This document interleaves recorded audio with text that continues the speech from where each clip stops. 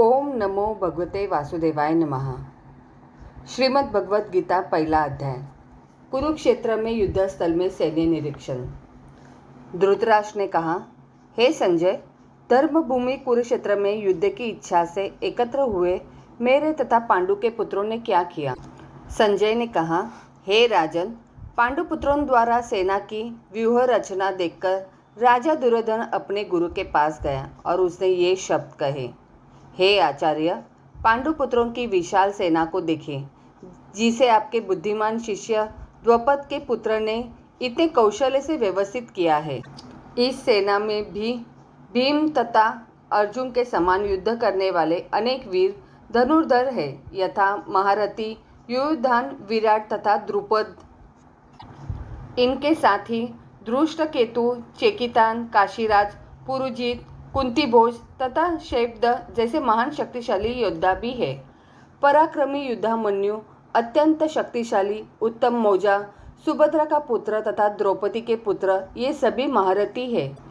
किंतु हे ब्राह्मण श्रेष्ठ, आपकी सूचना के लिए मैं अपनी सेना के उन नायकों के विषय में बताना चाहूँगा जो मेरी सेना को संचालित करने में विशेष रूप से निपुण है।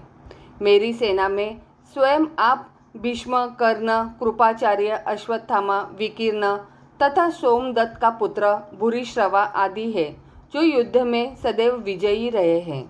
ऐसे अनेक वीर भी हैं जो मेरे लिए अपना जीवन त्याग करने के लिए उद्यत है। वे विविध प्रकार के हथियारों से सुसज्जित है और युद्ध विद्या में निपुण है। हमारी शक्ति अपरिमेय है और हम सब पितामह द्वारा भली भांति संरक्षित है, जबकि पांडवों की शक्ति भीम द्वारा भली भांति संरक्षित होकर भी सीमित है। अतएव सैन्य व्यूह में अपने अपने मोर्चों पर खड़े रहकर आप सभी भीष्म पितामह को पूरी सहायता दें। तब कुरुवंश के वयोवृद्ध परम प्रतापी एवं वृद्ध पितामह ने सिंह गर्जना की सी ध्वनि करने वाले अपने शंख को उच्च स्वर से बजाया, जिससे दुर्योधन को हर्ष हुआ। तत्पश्चात शंख, नगाड़े, बिगुल, तुरही तथा सिंह सहसा एक साथ बज उठे। वह संवेद स्वर अत्यंत कोलाहलपूर्ण था। भगवान दूसरी ओर से श्वेत घोड़ों द्वारा खींचे जाने वाले विशाल रथ पर असीन कृष्ण तथा अर्जुन ने अपने अपने दिव्य शंख बजाए। भगवान कृष्ण ने अपना पांचजन्य शंख बजाया, अर्जुन ने देवदत्त शंख तथा अतिभोजी एवं अति मानवीय कार्य करने वाले भीम ने पांडु नामक भयंकर शंख बजाया। हे राजन, कुंती पुत्र तथा युधिष्ठिर ने अपना अनंत विजय नामक शंख बजाया तथा नकुल और सहदेव ने सुघोष एवं मणिपुष्पक शंख बजाए। महान धनुर्धर काशीराज, परम योद्धा शिखंडी, धृष्टद्युम्न, विराट, अजेय सात्विक, द्रुपद, द्रौपदी के पुत्र तथा सुभद्रा के महाबाहु पुत्र आदि सबों ने अपने अपने शंख बजाए।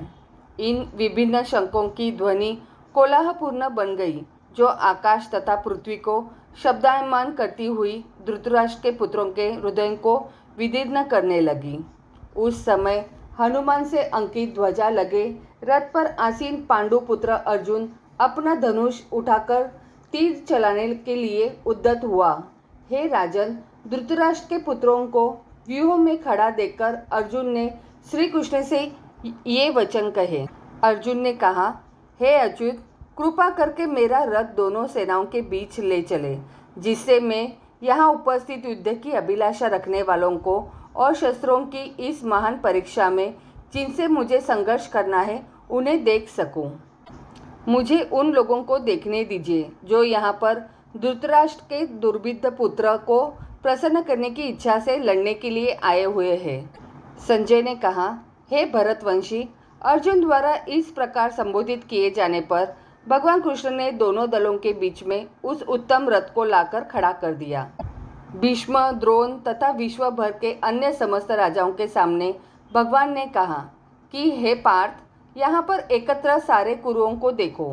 अर्जुन ने वहाँ पर दोनों पक्षों की सेनाओं के मध्य में अपने चाचा, ताऊ, पितामह, गुरुओं, मामाओं, भाइयों, पुत्रों, पौत्रों, मित्रों, ससुरों और शुभचिंतक को भी देखा।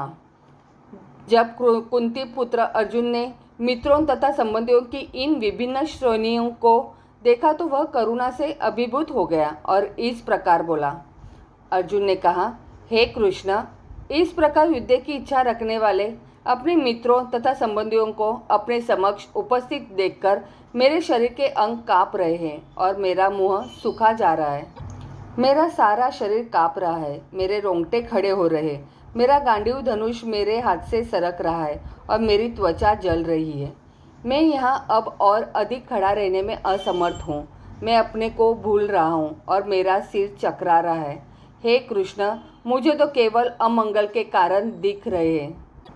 हे कृष्ण, इस युद्ध में अपने ही स्वजनों का वध करने से न तो मुझे कोई अच्छाई दिखती है और न मैं उससे किसी प्रकार की विजय, राज्य का सुखी की इच्छा रखता हूँ। हे गोविंद, हमें राज्य, सुख अथवा इस जीवन में से क्या लाभ, क्योंकि जिन सारे लोगों के लिए हम उन्हें चाहते हैं वे ही इस युद्ध भूमि में खड़े हैं। हे मधुसूदन, जब गुरुजन, पितृगण, पुत्रगण, पितामह, मामा, ससुर, पौत्रगण, साले तथा अन्य सारे संबंधी अपना अपना धन एवं प्राण देने के लिए तत्पर है और मेरे समक्ष खड़े हैं, तो फिर मैं इन सबको क्यों मारना चाहूँगा, भले ही वे मुझे क्यों न मार डाले। हे जीवों के पालक, मैं इन सबों से लड़ने को तैयार नहीं, भले ही बदले में मुझे तीनों लोगों क्यों न मिलते हो। इस पृथ्वी के तो बात ही छोड़ दे, भला धृतराष्ट्र के पुत्रों को मारकर हमें कौन सी प्रसन्नता मिलेगी।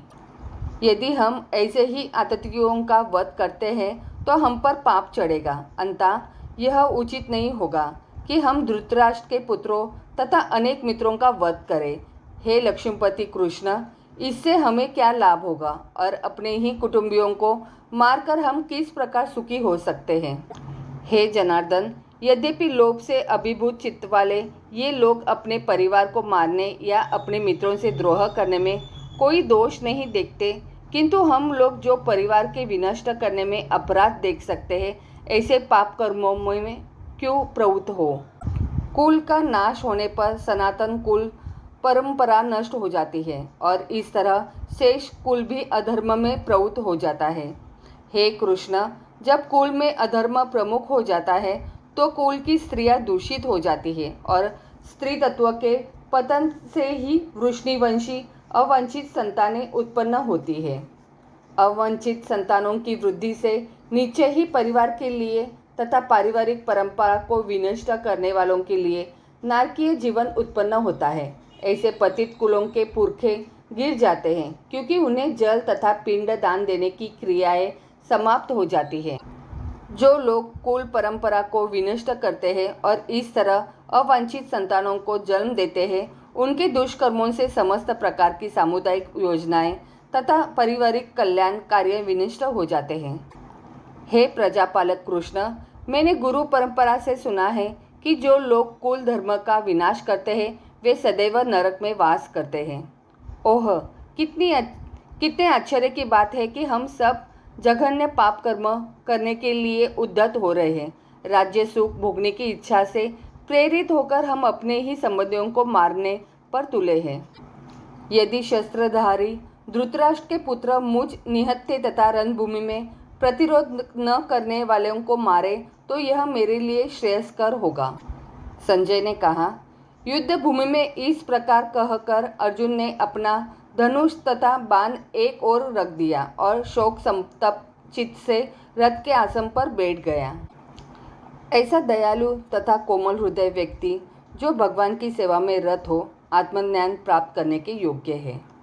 इस प्रकार भगवद गीता के प्रथम अध्याय कुरुक्षेत्र में युद्ध स्थल में सैन्य निरीक्षण का भक्ति वेदांत तात्पर्य पूर्ण हुआ। तो प्रेम से बोलो राधे राधे।